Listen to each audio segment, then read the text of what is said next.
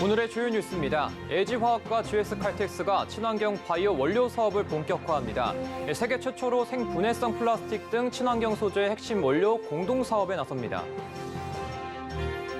기아가 세 번째 전용 전기차인 EV5를 공개했습니다. EV 라인업 확장을 통해 전기차 대중화에 속도를 낸다는 계획입니다.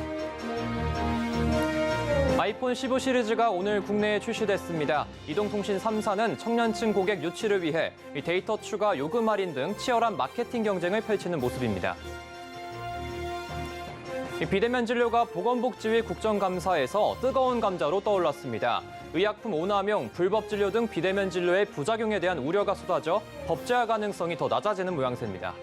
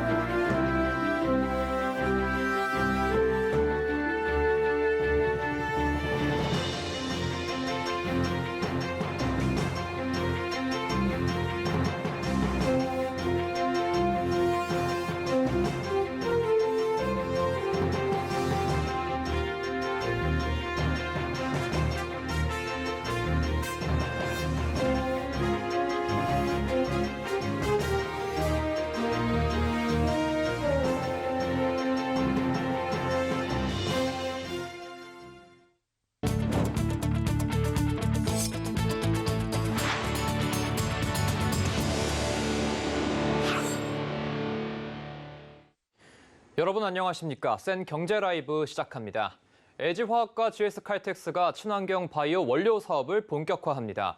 세계 최초로 생분해성 플라스틱 등 친환경 소재의 핵심 원료 공동 사업에 나서는 건데요. 김효진 기자입니다. LG화학이 어제 GS칼텍스와 친환경 소재의 핵심 원료인 3HP 공동 사업 협력을 위한 양해각서를 체결했습니다. 3HP는 식물성 원료를 미생물 발효 공정에 투입해 생산한 친환경 물질입니다. 3HP로 만든 플라스틱은 유연성이 좋고 자연 상태에서 분해돼 다양한 일회용품 소재를 대체할 수 있을 것으로 기대를 모으고 있습니다. 이 물질은 기저귀에 적용되는 고흡수성 수지와 도료, 접착제, 코팅제, 탄소 섬유 등 다양한 소재의 원료가 될 수 있어 차세대 플랫폼 케미컬로도 주목받고 있습니다. 전 세계적으로도 이 3HP를 상용화하고 상업화한 사례가 없거든요. 저희의 3HP 발효 원천 기술하고 GX칼텍스의 분리정제 공정 기술 그리고 공정 스케일업 기술 이런 시너지가 있었기 때문에 세계 최초 생산이 가능했습니다. LG화학은 최근 완공된 여수 공장에서 내년 1분기 본격적인 시제품 생산을 목표로 하고 있습니다. 양사는 생분해성 소재와 바이오 플라스틱 시장 상황을 고려해 공동사업 확대를 위한 합작법인 설립도 검토하고 있습니다. 서울경제TV 김효진입니다. 기아가 EV6와 EV9에 이어 세 번째 전동화 SUV인 EV5를 국내에 처음으로 공개했습니다. 기아는 전동화 라인업을 확장해 전기차 대중화에 속도를 낸다는 계획입니다. 박사야 기자입니다. 기아 EV데이에서 공개된 준중형 전동화 SUV 모델 EV5. 외관은 각진 전통 SUV 형태의 날렵한 라인을 갖췄고 실내에는 일열 좌석 시트를 연결해 개방된 느낌을 더했습니다. 기아는 EV5를 전동화 전략의 핵심이 될 모델로 소개했습니다. 기아는 다양한 가격대의 EV 풀 라인업을 제공하여 고객의 기대를 충족시킬 계획입니다. EV5, EV4, EV3의 중소형 모델의 경우 35,000달러에서 5만 달러의 가격대로 출시할 계획이며 이날 기아는 중소형급 EV4와 EV3 콘셉트 모델을 함께 공개하며 전동화 풀라인업 구축을 위한 청사진을 제시했습니다. EV5 중국 생산 모델에는 LFP 배터리를 탑재해 전기차 보급의 걸림돌로 꼽히는 가격대를 대폭 낮춘다는 전략입니다. 전기차 대중화를 위한 충전 인프라 구축 방안도 내놨습니다. 국내에서 2025년까지 충전기 3,500기를 설치하고 다른 지역에서도 급속 충전기 설치를 추진할 예정입니다. 기아는 북미에서 자동차 그룹과 연합해 2030년 3만 기의 초급속 충전기 설치 계획을 발표한 바 있습니다. 글로벌 EV 생산 거점도 현재 한국과 중국 등 두 곳에서 2025년까지 8곳으로 확장합니다. 글로벌 허브인 한국을 중심으로 유럽에서는 중소형 EV를, 중국에서는 중대형 EV를 생산할 예정입니다. 인도는 신흥시장 전략 2위 생산 거점으로 활용하고 북미에서는 IRA에 대응하기 위한 다양한 EV 모델을 생산한다는 계획입니다. 기아는 글로벌 전동화 전략을 속도감 있게 추진해 연간 글로벌 전기차 판매를 2026년 100만 대로 확대한다는 목표입니다. 서울경제TV 박세아입니다. 애플의 신제품 아이폰 15 시리즈가 오늘 국내에 출시됐습니다. 발열 논란에도 전작보다 좋은 판매 성적을 이어가고 있다고 하는데요. 특히 국내 이동통신 3사는 청년 고객 유치를 위한 마케팅에 박차를 가하고 있습니다. 윤혜림 기자입니다. 오늘 공식 출시된 애플의 신제품 아이폰 15 시리즈. 해외발 내구성 발열 논란에도 많은 사람이 애플 스토어를 방문했습니다. 아이폰 15 시리즈는 아이폰 최초로 라이트닝 대신 USB-C 충전 단자가 탑재됐고 프로 라인업은 티타늄 소재를 사용해 프로 무게는 206g에서 187g으로 프로 맥스는 240g에서 221g으로 줄며 역대 모델 중 가장 가볍습니다. 국내 이통 3사는 지난 6일부터 아이폰 15 시리즈 사전 예약을 받았습니다. 기종은 프로 모델에 대한 선호도가 높았고 구매 고객 4명 가운데 3명은 20대와 30대로 나타났습니다. 전반적으로 전작보다는 이제 사전 예약이 소폭 증가했는데요. 선호 모델은 15 프로가 과반수를 넘어서 가장 인기가 많았고 연령별로는 KT샵 기준으로 이제 20대 사전 예약 비중이 가장 높았습니다. 이통 3사는 스마트 기기 증정, 요금 할인뿐 아니라 청년 고객 대상 혜택을 크게 높여 공략에 나섰습니다.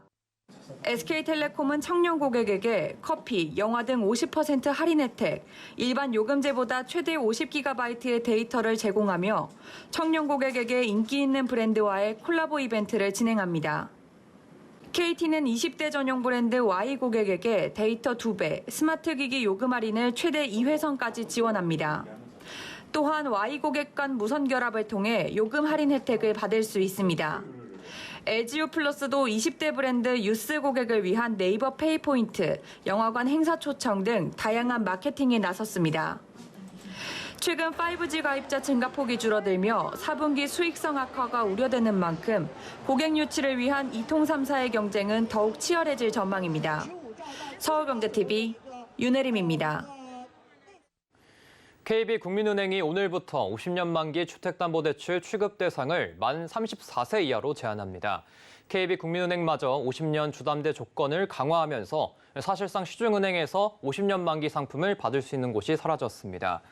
앞서 50년 만기 상품을 취급했던 하나, 우리, 농협은행 등 나머지 시중은행들은 선제적으로 판매를 중단한 바 있습니다. 50년 만기 주담대를 향한 금융당국의 시선이 날카로워지자 금융권은 일제히 상품을 걷어들이기 시작한 것으로 풀이됩니다. 당국은 50년 만기 주담대가 가계부채 급증 유발 원인 중 하나로 보고 있습니다. 비대면 진료가 보건복지위 국정감사에서 뜨거운 감자로 떠올랐습니다. 의약품 오남용, 불법 진료 등 비대면 진료의 부작용에 대한 우려가 쏟아져 업계가 희망하는 법제화 가능성은 더 낮아지는 모양새입니다. 서지은 기자입니다. 보건복지위원회 국정감사에서 비대면 진료의 부작용이 심각하다는 의견이 쏟아져 나왔습니다. 전해숙 더불어민주당 의원에 따르면 지난 2021년 11월부터 약 21개월 동안 비대면 진료를 통해 처방된 마약류 의약품이 약 6만 건인 것으로 나타났습니다. 마약류 의약품의 상당수가 비급여 의약품인 것을 고려하면 비대면 진료로 처방된 마약류 의약품이 실제로는 더 많을 것으로 추측됩니다. 대한의사협회에서도 비대면 진료의 안정성과 유효성 검증이 우선돼야 한다고 지적했습니다. 이 마약류, 오남용 의약품이 정무의약품 광고, 그다음 원하는 약 처방받기 서비스 등을 통해서 의료법, 약사법을 위반한 사례가 다수 발생하고 있습니다. 비대면 진료 제도 논의 이전에 안전한 비대면 진료가 이루어지기 위한 정부 차원의 준비, 이 인프라가 필요한 대목입니다. 반면 플랫폼 업계는 비대면 진료 문제에 대해선 깊게 공감하면서도 법제화가 필요하다고 강조했습니다. 이 비대면 진료가 제도권에 안착이 되고 그렇게 되어야만 장기적으로 디지털 헬스케어라고 하는 더 큰 의미의 의료 혁신을 이룰 수 있다고 생각하고 있습니다. 하지만 이번 국감에서 비대면 진료의 부작용에 대한 사례가 쏟아지면서 법제화 추진 동력은 약화되는 분위기입니다. 2021년 국감에서는 비대면 진료의 의약품 오남용 문제가 제기돼 처방 제한이 이뤄졌고 지난해 국감에선 불법 처방에 대한 사례가 쏟아지며 진료 대상 등이 좁혀진 바 있습니다. 현재 비대면 진료는 코로나19 팬데믹 기간 한시적으로 허용됐다 3개월간 계도 기간을 거친 뒤 현재 대진 환자를 대상으로 운영되고 있습니다. 서울경제TV 서지은입니다.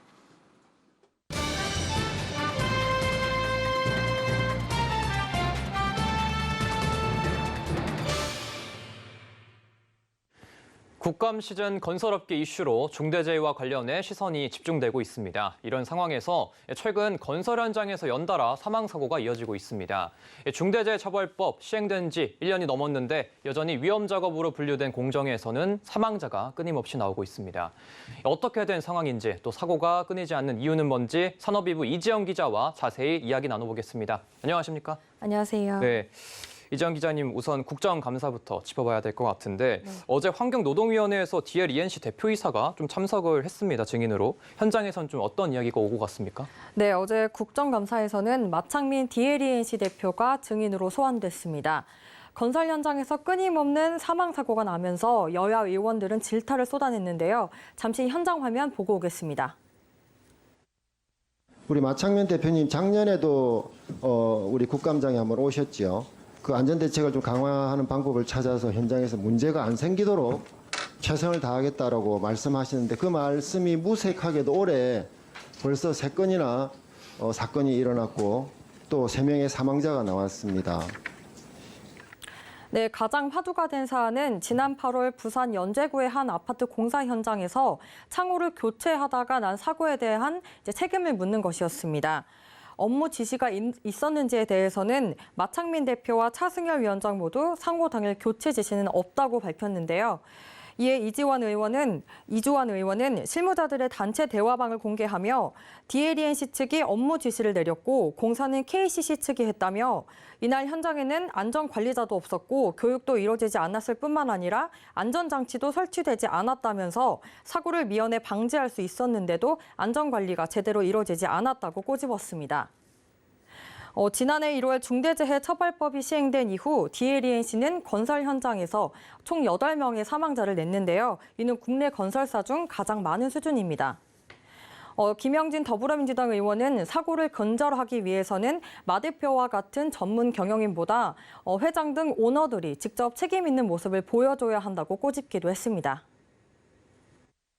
이 문제는 경영을 책임지고 있는 대표이사들이 해결할 문제가 아니다. 그룹 전체의 예산을 그다음에 경영을 책임지고 있는 회장들이 나와서 분명하게 입장을 표명하는 게 필요해서. 네, 한편 어제 국감장에는 롯데건설의 김진 안전보건실장도 출석할 예정이었는데요. 국감을 앞둔 하루 전에 철회됐습니다. 네. 이 국감에서 이렇게 중대재해가 화두가 계속되고 있습니다. 이 와중에 이 건설 현장 사망사고가 계속해서 잇따라 발생을 하고 있는데 어느 현장에서 왜 사고가 난 걸까요? 네, 우선 지난 9일에는 현대건설이 시공하는 공사 현장에서 사고가 났고요. 또 지난 11일에는 대우건설의 공사 현장에서 사망자가 발생했습니다. 지난 9일 사망 사고가 발생한 곳은 서울 강남구 개포동 일대에 위치한 한 재건축 아파트 공사 현장입니다. 이 아파트 단지는 입주가 다음 달인 만큼 이제 현장 건물은 다 올라간 상황이었는데요. 작업자가 곤돌라를 사용해서 이제 창호를 다는 과정에서 추락한 것으로 알려졌습니다. 고용노동부는 작업 중지 명령을 내렸고요. 현대건설 측은 이제 사망 사고가 난 아파트 한 개 동에 대해서 작업을 중지한 상태입니다. 또 지난 11일에 발생한 사망사고 현장은 인천 서구에 위치한 오피스텔 현장인데요. 거푸집 동바리를 해체하고 반출하는 중에 계급으로 추락한 것으로 알려졌습니다. 고용노동부에 따르면 중대재해처벌법이 시행된 이후에 지금까지 DL-ENC에서는 7건, 현대건설에서 6건, 대우건설과 롯데건설에서 각각 5건의 사망사고가 발생했습니다. 정부는 중대재해처벌법을 시행하면서 한 시공사에서 5번째 중대재해가 발생하면 전국에 있는 모든 공사 현장을 조사한다고 밝힌 바 있는데요. 고용노동부는 오늘 현대건설과 대우건설의 전국에 있는 모든 공사 현장을 이달과 다음 달에 걸쳐서 조사를 한다고 밝혔습니다.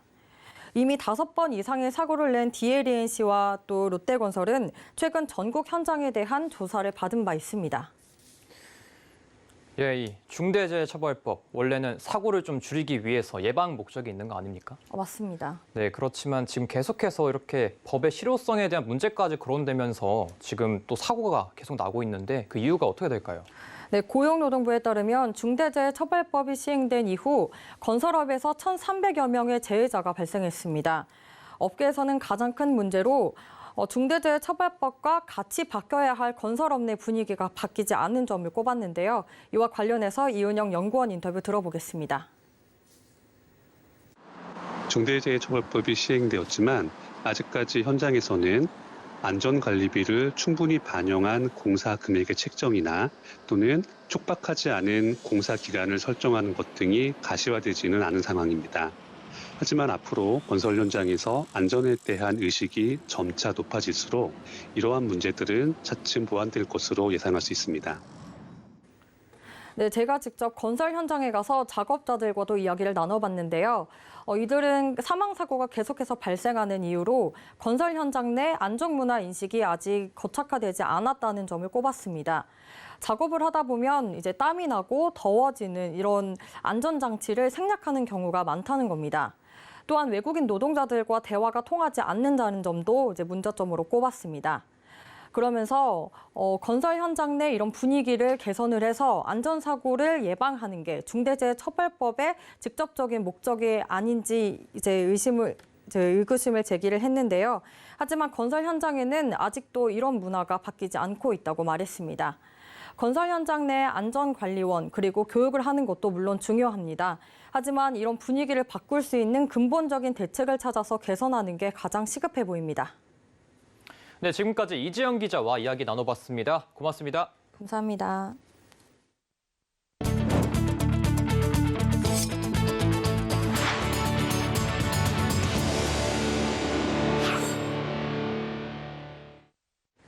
LG전자가 아시아 최대 규모 영화 축제인 제28회 부산국제영화제와 손잡고 신인 독립영화 감독에게 수여되는 LG 올레드 뉴커런츠, LG 올레드 비전 등 2개의 상을 신설했습니다. 한국을 포함한 아시아 영화에 주어지는 뉴커런츠 상에서는 파티판 분타릭 감독의 솔리드 바이더시가, 한국 영화에 수여되는 비전상에는 정범, 허장 감독이 공동 연출한 한 채가 선정됐습니다. 이번 부산국제영화제 시상식 무대에서는 2023년형 LG 올레브 에보 2대가 출품작 관련 영상을 소개해 눈길을 끌었습니다. LG전자는 이번 시상을 통해 국내외 재능 있는 신영화 감독에게 다양한 기회를 제공하고 LG 올레드 TV의 기술력을 전 세계에 알린다는 계획입니다. 국내외 여행 트렌드를 한눈에 볼 수 있는 2023 트래블쇼가 오늘 개막했습니다. 박람회 현장에는 잠재 여행객들을 사로잡기 위한 다양한 지역별 여행 콘텐츠와 상담 부스 등이 마련됐는데요. 이효진 기자가 현장에 다녀왔습니다. 연이은 부스에 사람들이 길게 줄지어 있습니다. 한쪽에선 몽골 전통 공연이 펼쳐집니다. 서울 강남구 코엑스에서 열린 2023 트래블쇼 현장. 트래블쇼는 10만 명가량의 잠재 여행객과 업계 관계자가 방문하는 여행 박람회로 소비자들은 앞으로의 여행 트렌드를 경험하고 업계 관계자들은 소비자들의 반응을 파악할 수 있는 네트워킹의 장입니다. 올해 트래블쇼에는 102개사가 참여해 220개 부스가 세워졌으며 국내외 여행지 정보 외에도 액티비티, 숙소 정보 등 다양한 여행 콘텐츠를 만나볼 수 있도록 구성됐습니다. 소비자들은 박람회 현장에서 마음에 드는 여행 상품을 바로 예약할 수도 있습니다. 네, 저희가 오프라인 행사를 통해서 고객 접점을 좀 늘려가면서 브랜드 인지도를 좀 높이고 브랜드 재고를 하기 위해서 이벤트 참여하게 되었고요. 잠재 고객이라든지 신규 고객 창출이라든지 예약 고객을 좀 많은 고객 수를 좀 얻고자 노랑풍선 부스에서는 트래블쇼 현장에서 구매 시 특별 할인을 받을 수 있는 박람회 전용 상품을 예약할 수 있으며 다양한 경품 행사에도 참여할 수 있습니다. 대한중소여행사 협동조합은 몽골 정부와 협업해 몽골 관련 여행 상품을 소개하는 동시에 자체 플랫폼 트리비즈 홍보에 나섰습니다. 여행사 외에도 홍천, 인천 등 국내 세계도 10개시 20개군, 일본, 몽골 등 해외 6개국 지자체 및 관광협회 등이 부스를 통해 소비자들에게 각 지역의 여행지를 소개했으며 행사장에선 인스타그램 이벤트, 룰렛 등 잠재 여행객들의 발길을 잡기 위한 다양한 이벤트도 진행됐습니다. 한편 2023 트래블쇼는 오늘부터 오는 15일까지 3일간 서울 코엑스 시홀에서 진행됩니다. 서울경제TV 이호진입니다.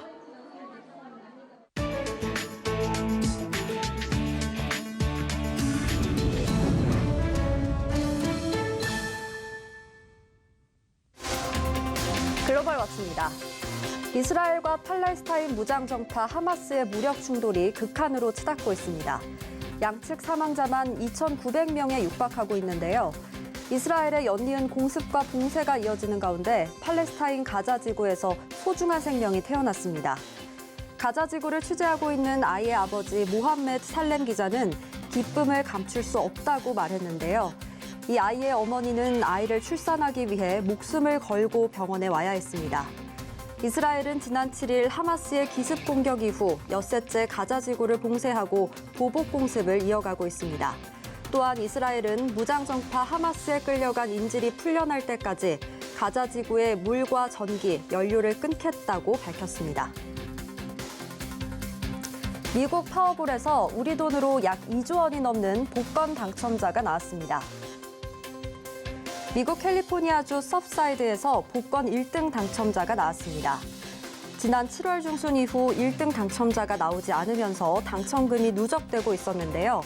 약 3개월 만에 1등에 당첨된 행운의 주인공. 당첨자는 미 복권 사상 두 번째 규모인 17억 6,500만 달러, 우리 돈으로 약 2조 3천억 원이 넘는 금액을 받게 됐습니다. 2조 3천억 원의 당첨금은 미국 복권 역사상 두 번째로 많은 금액인데요. 파워볼의 6개 번호를 모두 맞춰 1등에 될 확률은 2억 9,220만 분의 1이라고 합니다. 엘살바도르 정부가 대대적인 범죄 속탕 정책을 이어가고 있는 가운데 거대한 교도소의 모습이 공개돼 화제입니다. 약 4만 명을 수용할 수 있는 테러범 수용센터. 정부가 이른바 범죄와의 전쟁을 내걸고 검거한 용의자들을 수감하기 위해 지어진 남미 최대의 교도소입니다. 몸에 문신을 한 수감자들이 밀폐된 공간에 모여 있습니다. 현재 약 12,000명이 수감 중인데요. 인권단체는 일부 수감자들이 창문이 없는 시설에서 구타와 고문을 당하고 있으며 지금까지 폭력으로 사망한 수감자만 최소 110명이 넘는다고 밝혔습니다. 전 세계 살인율 1위인 엘살바도르는 정부 주도의 대대적인 범죄 조직 소탕 작전으로 투옥률에서도 세계 1위를 기록 중입니다. 104세의 고령의 여성이 스카이다이빙을 시도하는 도전에 나섰다가 일주일 뒤 세상을 떠났습니다. 104세의 도로시 호프너, 미국 시카고에서 스카이다이빙에 나섰는데요. 그녀는 보행기를 떠나 전문 가이드와 함께 하늘을 날았습니다. 상공에서 지상으로 돌아왔을 때 사람들의 박수가 이어졌는데요. 그녀는 하늘에서 지구를 느끼는 건 정말 멋진 기분이라며 두려움을 버리고 시도해보라고 말했습니다. 104세라는 세계 최고령 스카이다이버 신기록을 세우기도 했는데요. 안타깝게도 기네스 인증 절차를 완료하지 못한 채 세상을 떠났습니다. 현재 스카이다이빙 신기록은 스웨덴 출신 103세의 린네아 잉게르트 라르손이 세웠습니다. 이상 글로벌 워치였습니다.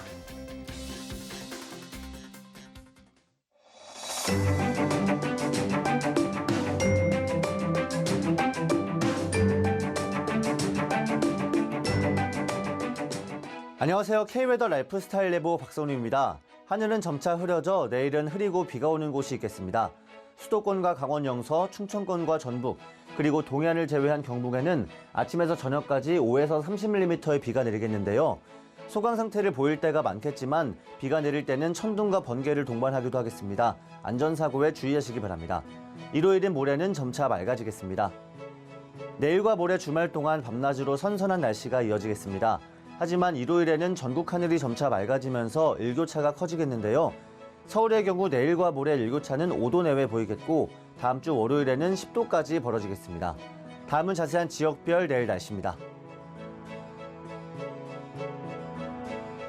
중부지방 하늘 흐리고 아침부터 비가 내리겠습니다. 서울 15도, 대전 12도, 춘천 11도로 아침을 시작해 낮에는 20도 내외를 보이겠습니다. 동해안 지방은 구름 많다가 낮부터 흐리겠습니다. 아침 기온은 속초와 강릉 13도 보이겠고 낮에는 21도 내외가 예상됩니다. 남부지방 점차 흐려져 전북과 경북은 낮 한때 비가 오겠습니다. 광주 13도, 부산 16도로 아침을 맞이해 낮에는 전주 21도, 대구 23도를 보이겠습니다. 전해상 흐리고 서해에는 비가 오겠습니다. 물결은 잔잔하겠습니다.